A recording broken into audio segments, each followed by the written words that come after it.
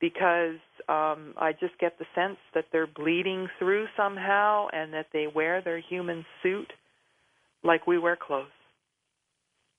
Good point. Next up, we go to Cleveland, Ohio.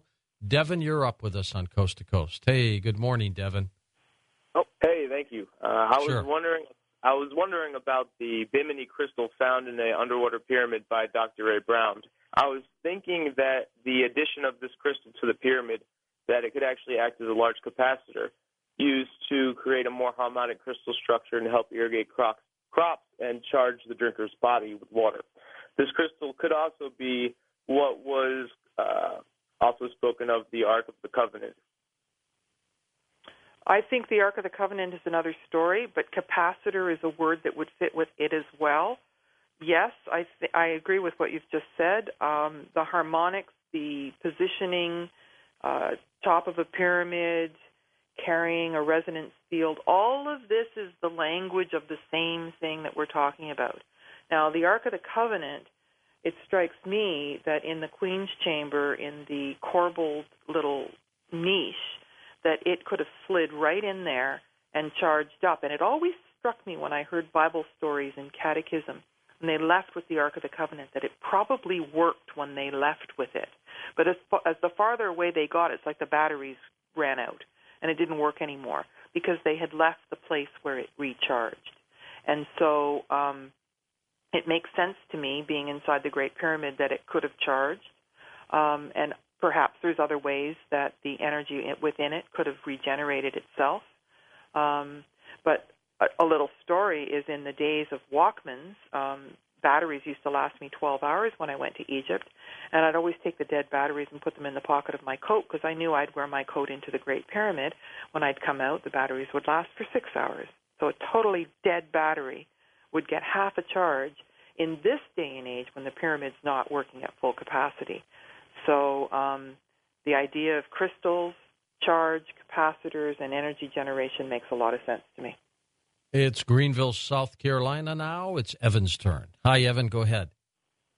Okay. Well, I've got a theory that I'd like to mention and get your thoughts on, and also a question.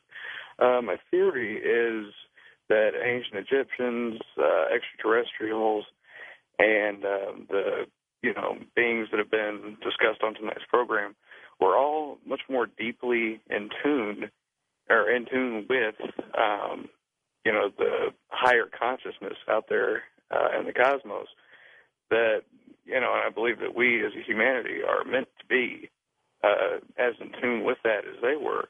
And I think that's something that 2012 has a lot to do with. That when that time comes, that we have to open up to that. And my other question is the stone tablet against the chest of the Sphinx and that altar. I'm very curious about that, and I'd like to know if you know any information about that. Okay, thanks, Evan. Those are two good questions. And I forgot the first one. I wrote it down here. A higher level of consciousness. Okay.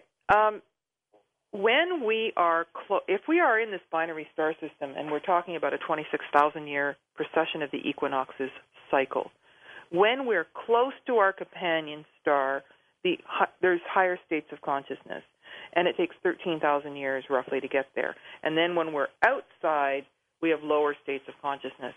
The point of 2012 is the point of return from that farthest point. So while there's going to be a resurgence of high-level energy, we're creeping our way toward the golden age. Yes, the ancients that lived in Egypt that were exemplifying multidimensionality, dimensional shifts, all that sort of thing, were beings of high levels of consciousness. We are at the lowest point. And some people, I think, who have the cellular memory of being high-level initiates carry the seeds of that, if you will. But everything in our society now is trying to distract us from that. And the fact that we can even have this conversation and that people are interested in this sort of thing, I think, is about our DNA holding the memory. So, and then the other question was, I wrote it down. I can't even read my own writing. I'm sitting by candlelight. Well, let's go back to him for a quick one. Evan, go ahead. Oh, okay. It was the stone tablet in front of the Sphinx. The stone tablet in front of the Sphinx. Sorry. Put my glasses on. I'm sitting by candlelight. Okay, so the stone tablet in front of the Sphinx, if you look at it, I've got very detailed pictures of it. There's a Sphinx facing one way and another Sphinx facing toward it. And the story is that Tutmosis III went there, and the Sphinx was covered by sand up to the neck. And he heard a voice that said, if you uncover me, unbury me, I'll make you pharaoh. But who was Tutmosis III? Tutmosis I was in the 18th dynasty, was Hatshepsut's father. The second was her husband, and the third was her brother. And so the idea of the mirror image you'll see over and over again, where hieroglyphic will face the direction you're supposed to read it in. So it's not like Arabic that you just start from right to left, or English where you just start from left to right. All right, we'll be back from left to right with final calls on Coast to Coast AM.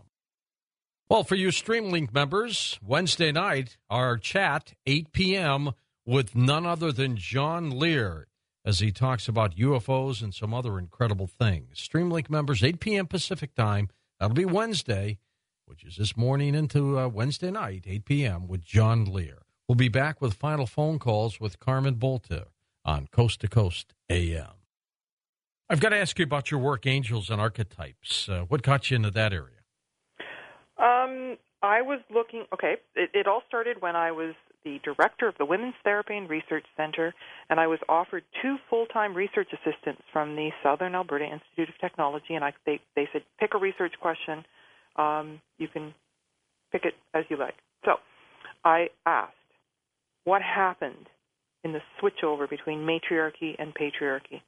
And that led to 21 pages of bibliography in teeny tiny print and looking for little fragments of what was left over from matriarchal times and piecing back together the story. And so it's set up as 22 goddesses, and their higher selves are angels, and it follows along with tarot, numerology, and astrology. And what it is the lost knowledge. And men can balance their feminine consciousness, women can balance their masculine consciousness, and the whole thing adds up. So it's very much what the ancient Egyptians were about. Were you happy with it, with the work? Was I happy with it? Oh, well, they couldn't go very far because they couldn't find the journals, the feminist journals that the information was in. So I ended up taking a leave and going to Montreal to the Simone de Beauvoir Institute Library and finding the rest of it myself. So I'm not sure how much the research assistants actually contributed, but they certainly got me going on the quest. And you're still teaching at the University of Calgary? Yeah, I teach exclusively online, and my students are all over the world.